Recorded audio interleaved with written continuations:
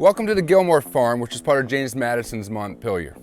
This is the only preserved and interpreted freedman's home in the United States of America. George Gilmore was born into slavery at James Madison's Montpelier around 1810. He was emancipated in 1865 when the Union Army occupied Orange County, Virginia.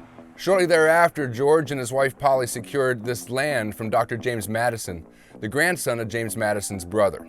They built a house from the remnants of nearby Confederate huts, and they established this farm. By 1873, the Gilmores saved enough money to build this cabin that stands here today. George Gilmore gained full title of this land in 1901, 4 years prior to his death. By 1910, George and Polly's son William occupied this farm with his family. 3 generations of Gilmores lived on this farm until its sale in 1920. The farm the Gilmores established here only provided for the family's basic needs.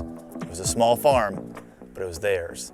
In 1880, agricultural census showed that the Gilmores had 1 cow, 1 horse, about 5 pigs, and roughly 11 chickens. They farmed about 2 acres of corn, 5 acres of wheat, and they also had an orchard.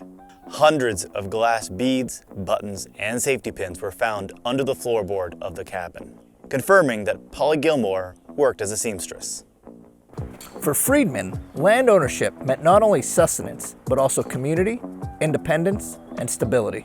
The Gilmore Farm opened to the public in 2005 and stands as the only preserved and interpreted freedman house in the United States.